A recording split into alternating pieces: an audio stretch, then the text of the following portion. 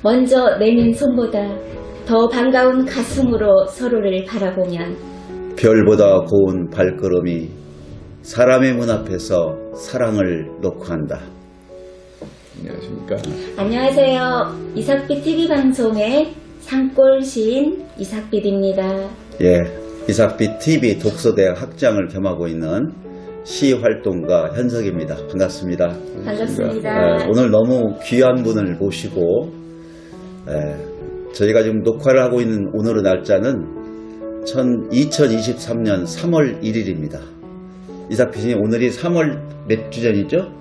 104주년입니다. 104주년 뜨시는 날에 우리 조선의 마지막 고종 황제의 손자이시자 황손이신 황실문화재단 총재님 이성님과 또 우리 역사학자인 동시에 안중근 아카데미 원장님이신 김영무 박사님과 같이 뜻깊은 3월에 대해서 생각을 하고자 합니다. 3월은 3월 1일 3일절이 있자 3월 26일 안중근 장군의 순국일이 있습니다. 그래서 오늘 그 두 이야기를 중심으로 하는데요. 우리 먼저 황손님 직접 한번 말씀 한번 해주시면 좋겠습니다. 편하게. 네. 여러분 안녕하십니까. 2003년에 제가 전주로 내려왔습니다. 그래서 50분 강의를 하고 시의회에서 5분 발언을 해서 전주라는 곳은 600년 조선 왕조가 시작한 곳이니까 고종 황제의 손자를 모시자. 그래서 김완주 시장님이 제가 20년째 살고 있는 이 승광제를 만들어 주었습니다. 그래서 앞으로 우리나라가 세계로 펼쳐나갈 수 있는 것은 역사 문화 재산입니다. 그래서 열심히 우리나라의 살아있는 역사 문화를 계속하고 지속해 가려고 애를 쓰고 있습니다. 반갑습니다. 네, 박수 한번 드리겠습니다. 저는 이제 승광제를 들었으면서 1907년 어떤 해입니까? 우리 김영 박사님. 고종 황제가 일제에 의해서 폐위 당했던 그런 해였죠. 아니, 고종 황제께서 갑자기 왜 폐위를 당했죠? 어떤 사건이 있었습니까? 그 이전에 을사늑약이 1905년 11월에 있었는데 그야말로 강제로 그 조약이 이루어져 가지고 외교권이 박탈되었기 때문에 그것을 세계 만방에 알리고 또 의사조약의 무효를 이야기하기 위해서 헤이그 특사 세 사람을 파견을 했었죠. 네, 그래서 1905년 을사늑약이 맺어지고 그렇죠. 우리의 외교권을 뺏기는 것을 우리 고종 황제께서는 무효화시키기 위해서 1907년 헤이그의 특사를 파견해서 우리의 어쩌면 국권 회복 아니겠습니까? 그걸 해보려고 했는데 그 일로 인해서 우리 고종 황제께서 퇴위를 당하는 그런 사건이 발생해가 1907년인 것 같습니다. 저는 황손 우리 이성님을 뵐 때마다 굉장히 외모에서 풍기는 모습뿐만 아니라 살아온 과정을 인동조 같은 삶을 많이 느껴서 우리 전주의 자랑이자 우리 대한민국의 자랑이 아닌가 생각을 하고 있습니다. 이삭빛님도 몇 번 우리 황손님을 뵀죠? 그럼요. 네. 워낙 존경하고 또 우리 여기 전주뿐만이 아니라 대한민국의 큰 빛이라고 생각합니다. 네. 지금 뒤에 걸려있는 사진이 의친왕이시죠? 아니요, 고종 황제. 고종 황제신가요? 네, 고종 황제님께서는 아드님을 3분 두신 걸로 알고 있습니다. 그렇죠. 순종 황제, 그다음에 영친왕, 그리고 의친왕이 계시는데 아니, 의친왕이 먼저 둘째죠. 의친왕이 두 번째고 영친왕이신가요? 네. 의친왕에 대해서는 우리 김영 박사님께서 연구를 많이 하신 것 같아요. 잠깐 직접 우리 황손이 듣기 전에 한 말씀해 듣겠습니다. 제가 좀 책을 한권 읽었는데 오히려 영친왕보다도 나이가 한 20여 세. 네, 20년 많으세요. 네, 20년 더 드셨음에도 불구하고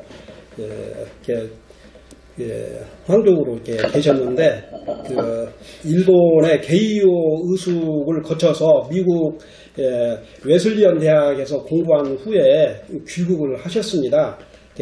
와서 그 양력을 한번 제가 봤더니 육군 대한제국 육군부장을 거쳐서 특히 이제 3.1운동 이후에 10월 31일 날 대대적인 만세 시위 운동을 벌리고자 했지만은 이제 무산이 됐더라고요. 그렇게 해서 이제 임시정부가 곧 구성이 되고 이 안창호가 주도를 하면서 오히려 임시정부 대표로 이 의친왕을 추대를 하려고 했습니다만 그것이 이제 무산이 됐죠. 예. 그 준비한 자료를 보니까 네. 대신 김가진 상해 임정로의 망명이란 말은 어떤 뜻인가요? 그 대신을 지냈었는데 이게 나라의 앞날을 걱정을 하고 임시정부로 이렇게 이제 몰래 망명을 했는데 일제가 굉장히 이것을 주시를 하고 더 이상 망명하는 사람들이 없도록 이렇게 했었거든요. 그런 입장에서 의친왕이 그 상해로 이렇게 임시정부 대표로 취임을 하러 가다가 오히려 단동까지 갔습니다만 거기에서 잡혀서 되돌아왔었어요. 예. 그 의친왕이 임시정부에 보낸 편지 내용을 보니까 나는 차라리 자유한국의 한 백성이 될지언정 일본 정부의 친왕이 되기를 원치 않는다. 임시정부에 참가하여 독립운동에 몸바치기를 원한다. 이런 편지가 있었습니까? 예.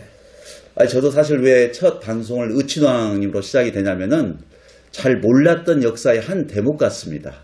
저희들은 이렇게 영친왕, 의친왕 이름 정도만을 기억했는데 바로 의친왕의 아들님 되신 분이 우리 황손 이성님이기 때문에 의친왕님이 이런 독립운동이 강했다는 걸 듣고 저희가 알 때는 영친왕님은 일본 이방자여서와 결혼을 하고 그쪽 피는 어떻게 보면 일본과 관련이 되잖아요. 근데 의친왕님은 우리 황선님이 보셨던 아버님은 어떤 분이셨습니까? 아버님께서 대단하십니다. 근데 저를 62에 낳으셨어요. 그래서 아버님하고 대화는 못했습니다. 어려워서. 그 아침에 이제 지가 어디서 태어났냐면 서울의 종로 안국동 사동궁이라는 데 태어났습니다. 조계사 바로 앞에 있는 지금 SK 빌딩이 있는데 거기 가면은 양관이 있고 그 당구장에서 당구를 즐기시는 걸 가끔 뵀습니다. 그러면 너는 이 다음에 커서 배워라 그러시던 얘기를 하셨어요. 5살 때인데. 그리고 일정 때니까 경비병이 일본 순사했었어요. 그래서 어려워했습니다. 그러다가 그 다음 사건은 이제 해방이 되고 나서는 모르겠습니다만은 그 전에 이제 책으로 지가 역사를 좀 읽어서 한 것은 그 아버님께서 1919년 1월 21일 날 그 고종황제께서 붕어하셨습니다. 예. 덕수궁에서.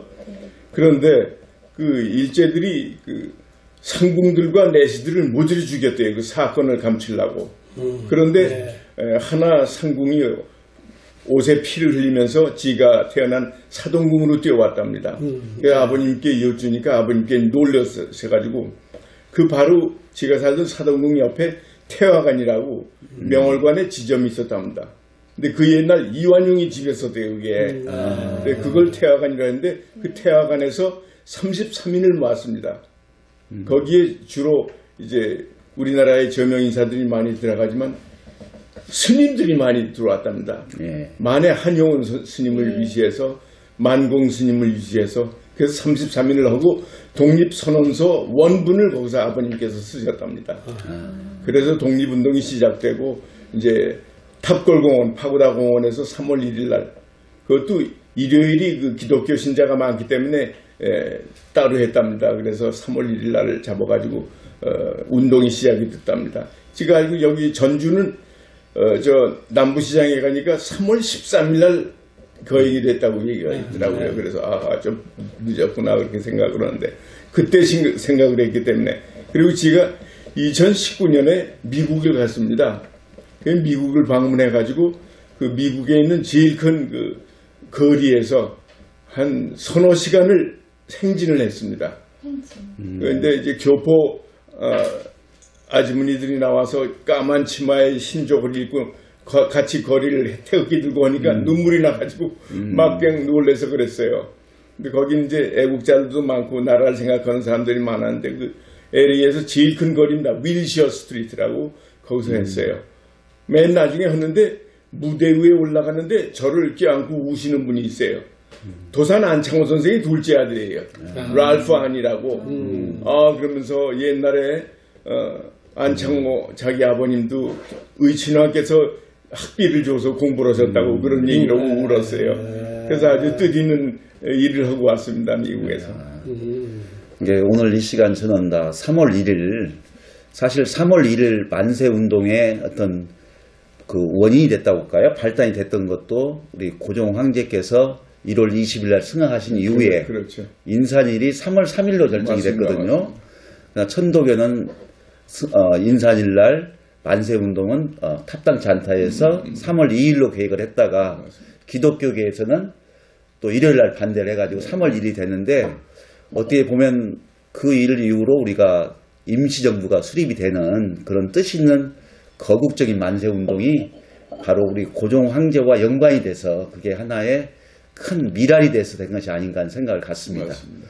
더구나 저는 그 의춘왕님에 대한 기록을 좀 많이 보면서 감동을 받은 것은 일제 그런 많은 강압 가운데도 창씨 개명도 거부하시고 네네. 일본에 대해서 그 총칼 앞에서도 참 용감했다는 점이 오늘 살아가는 우리에게 큰 감동을 주지 않는가 생각을 하고 있습니다. 아버님께서 정신적으로 굳건하시니까 일본 사람들이 회유시키려고 그렇게 애를 썼답니다.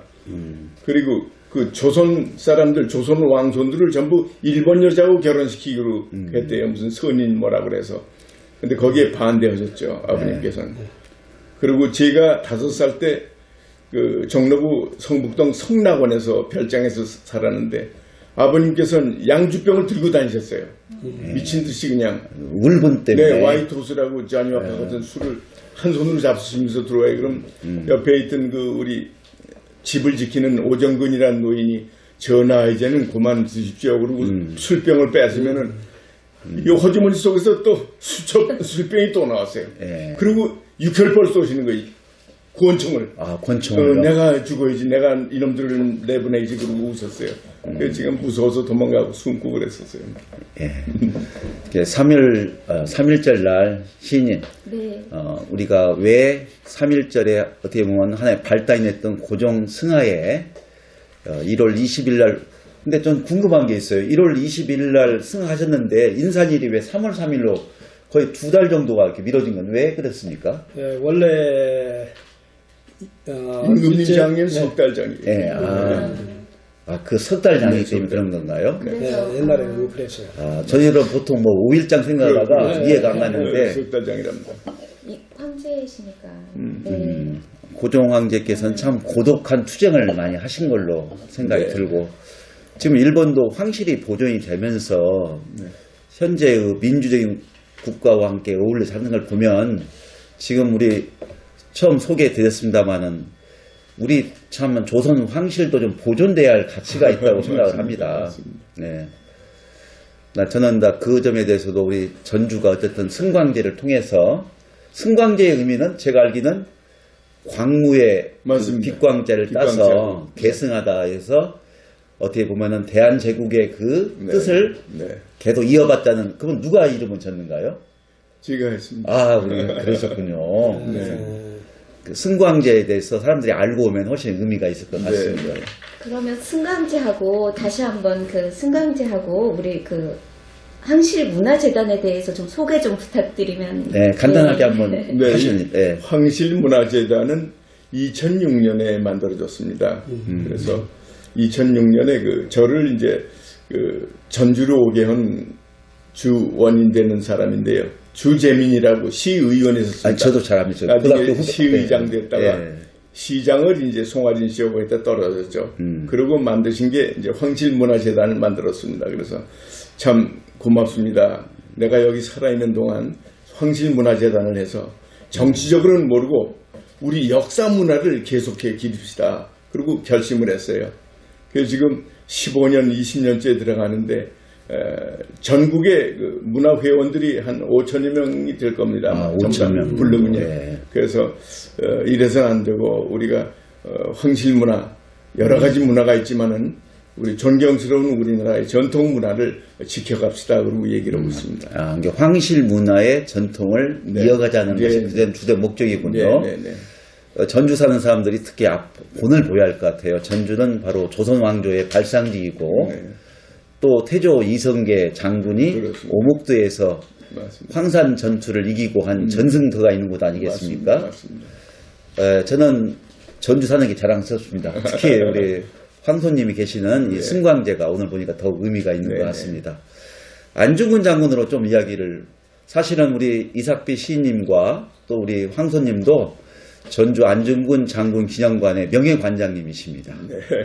저는 교과서에서 두 줄로 배웠던 안중근 의사라만 배웠는데 왜 그분이 장군이고 또 그분이 왜 이대한가를 이번에 뭐 영웅이라는 영화도 되어 있습니다만은 네, 네.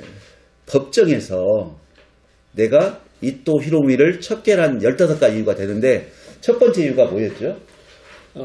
명성황후. 명성황후를 시해한 죄를 물었죠. 1895년 10월 8일 새벽에 바로 우리의 국모인 명성황후를 하는 을미, 을미사변이라고. 예. 저는 을미 만행이라고 합니다. 만행. 이것은 있을 수가 없는 거니까 맞아요. 을미 만행이라고 저는 정의를 내립니다. 잠깐 우리 김용 박사님 설명해 주시겠습니까? 당시 이게 그 명성황후는 국무인데 이 국무를 시해했다는 것은 이 왕조실의 어마어마한 큰 사건이거든요.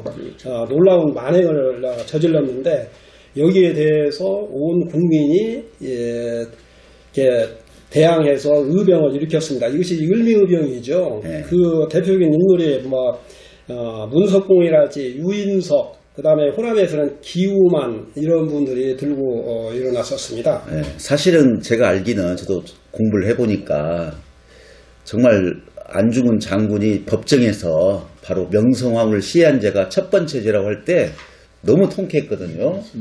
아까 어떻게 본다면은 저희가 학교 현장에서도 안중근 장군을 같이 아이들과 같이 생각하면서 첫 번째 이 명성황후에 대한 이야기를 합니다. 근데 단순한 낭인들이 아니었더라고요. 동경대 출신도 있고, 그렇죠. 일본의 관리 출신도 있고, 이건 철두철미한 일본의 계략에 의해서 한 네, 사건임을 알 수가 있었습니다. 그게 그냥 결국은 의변까지 이루어지고요. 네. 또 그 15가지 죄 중에 또 아까 고종 황제를 폐위한 사건도 두 들어가 있죠. 번째 네. 안중근 장군이 그 죄를 물었습니다. 한국 황제를 폐위시킨 죄. 네. 이게 두 번째. 네. 그래서 15개를 다 보면 가슴이 아프지만 그 중에서도 우리 명예관장님으로서 이제 볼 때 지난번 저희가 개관식 때 모셨지 않습니까? 그때 우리 황소님께서 박명릉에 쓴 글씨를 제가 보니까 너무 가슴에 와닿더라고요. 네. 뭐예요? 역사를 잊은- 잃은 민족에게는 미래가 없다. 미래가 없다. 아니 근데 글씨 필체가 보통 필체가 아니셔요. 아이고. 예. 그래서 저는 그 얼만큼 역사를 사랑하는가를 알 수가 있는 것 같습니다. 네. 그 안중근 장군에 대해서 한번 우리 이석 황소님께서 느끼는 바를 좀 말씀해 주면 좋을 것 같습니다. 네, 네.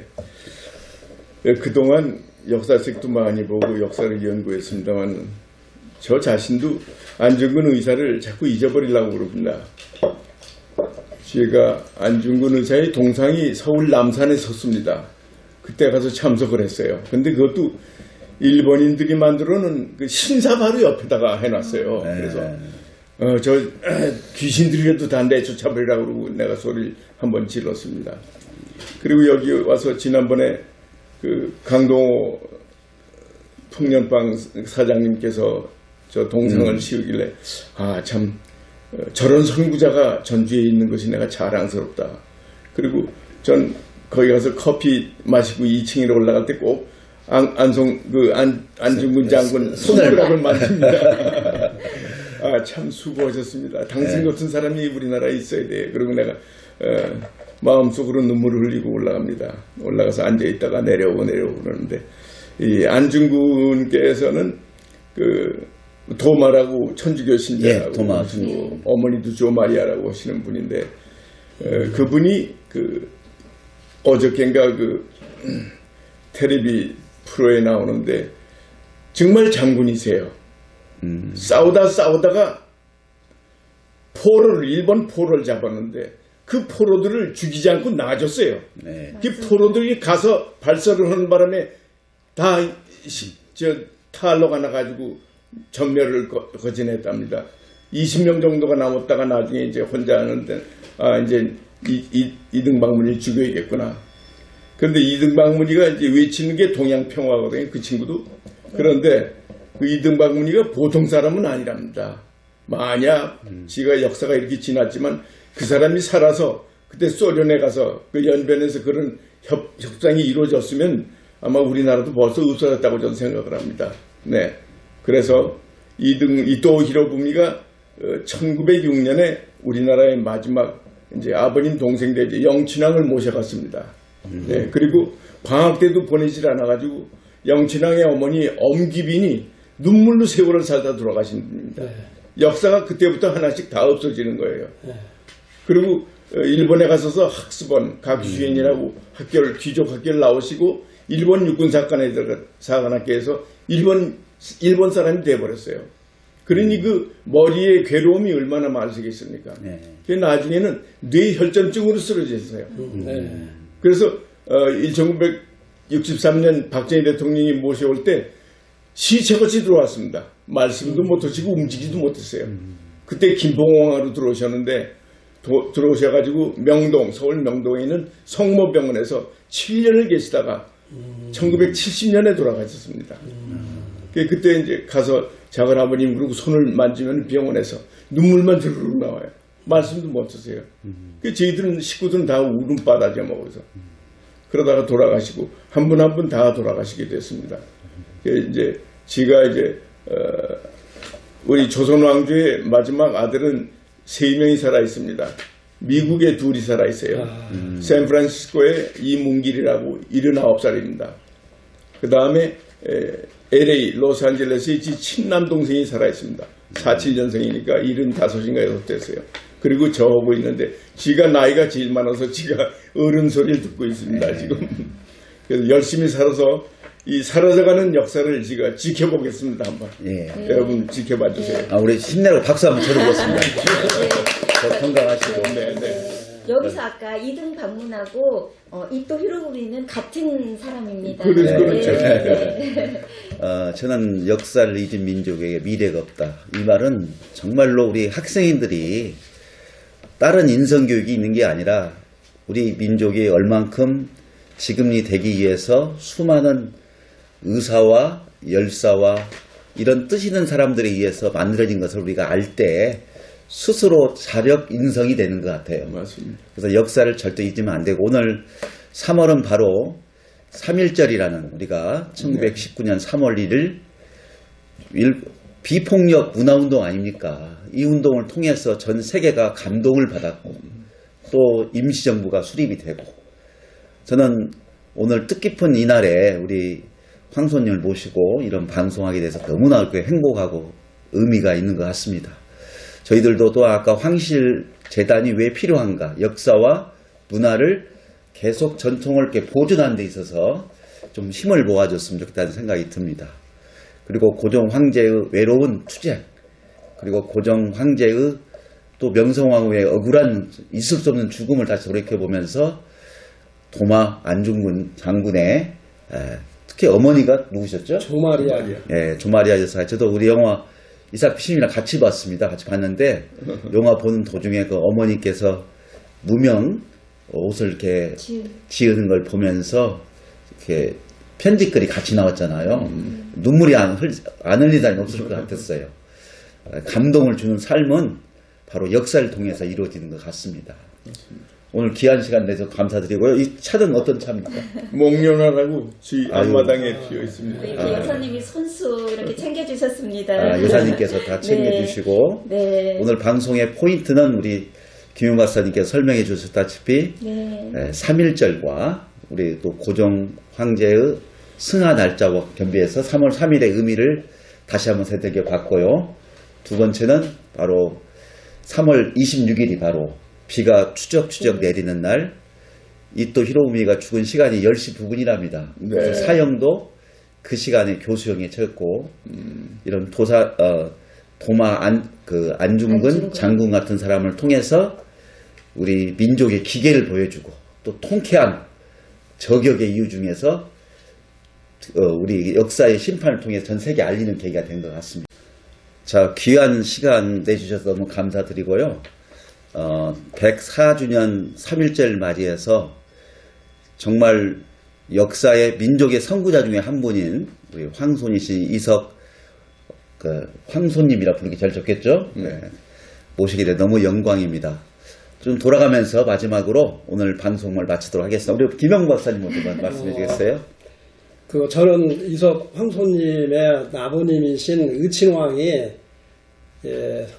상해 임시정부 대표가 되었더라면 얼마나 좋았을까. 나라가 더 뭉치고 또 일제에 대항해서 정말 발전하는 그런 나라가 되었으리라 이런 생각을 해봅니다. 안타깝게 생각을 해봅니다. 오늘 3.1 정신을 계승을 해서 부강한 나라, 모두가 잘 사는 나라가 한번 되었으면 좋겠다 이런 생각을 해봅니다. 우리 황손 이성님 건강하시기를 빌겠습니다. 다음에 또 뵐 수 있는 기회가 됐으면 얼마나 좋겠습니다. 건강하십시오. 네, 우리 이삭비님은 인사말 대신에 네. 우리 안중근 장군의 최후의 유언을 한번 읽어준 것도 의미가 있을 것 같습니다. 네, 한번 이것은 또 읽어주시겠습니까? 우리 황손님께서 부탁을 하셔가지고 저는 영광입니다. 네. 내가 죽은 뒤에 나의 뼈를 하얼빈 공원 곁에 묻어두었다가 우리 국권이 회복되거든 고국으로 반정해 다오. 나는 천국에 가서도 또한 마땅히 우리나라의 회복을 위해 힘쓸 것이다. 너희들은 돌아가서 동포들에게 각각 모두 나라의 책임을 지고 국민된 의무를 다하며 마음을 같이하고 힘을 합하여 공로를 세우고 업을 이루도록 일러다오. 대한독립의 소리가 천국에 들려오면 나는 마땅히 춤추며 만세를 부를 것이다. 이게 도마 안중근 장군께서 한 말씀입니다. 네, 근데 사형 선고가 내린 다음에 동생인 정근과 공군이죠. 이 안중근 장군의 가문은 안중근 장군뿐만 아니라 대단한 독립가정이죠. 잠깐만 좀 설명해 주겠어요? 지금. 네, 대대적으로 무반 가문인데 그래서 어려서부터 총 사격 솜씨가 아주 뛰어났고 그 결과 일제의 탄압과 그것을 막기 위해서 세계 만방에 일본의 만행을 알리기 위해서 이 거사를 했고 그것이 성공적으로 이끌어서 위대한 장군으로 오늘날까지도 이게 추앙받는 그런 인물이 되었습니다. 네, 그래서 장군과 공군에게 마지막으로 사형수를 받은 다음에 최후의 유언을 전달한 내용을 아까 읽어주셨고요. 우리 황손 이성님께서는 오늘 마지막으로 방송 독자들에게 한 말씀 해주시죠. 네. 그 옛날 100년 전이겠죠. 상해 임시정부에 계시던 단재 신채호 선생님이 말씀하신 것이 우리의 역사를 잊어버리면 미래가 없다는 것을 뚜렷하게 얘기하셨습니다. 현재를 사는 우리 국민 여러분께서 마음속으로라도 그 옛날의 역사를 잊어버리지 마시고 계속해서 우리나라의 역사 문화와 함께 마음속에 간직해줬으면 감사하겠습니다. 감사합니다. 네. 박수. 저는 오늘 3월이 되면 우리는 숙연하게 3.1절이 운동의 의미를 다시 한번 되새겨보고 3월 26일 날 안중근 장군의 순국일을 맞이해서 그날만큼이라도 우리 민족을 돌아보고 지혜롭게 현실을 이뤄나가는 그런 한 달이 되기를 진심으로 바라겠습니다. 오늘 바쁘신 시간을 내주셔서 준비해주신 이런 또 뒤에서 목련차 준비해주신 여사님께도 감사 말씀드리고 오늘 방송을 마칠까 합니다. 여러분 고맙습니다. 감사합니다.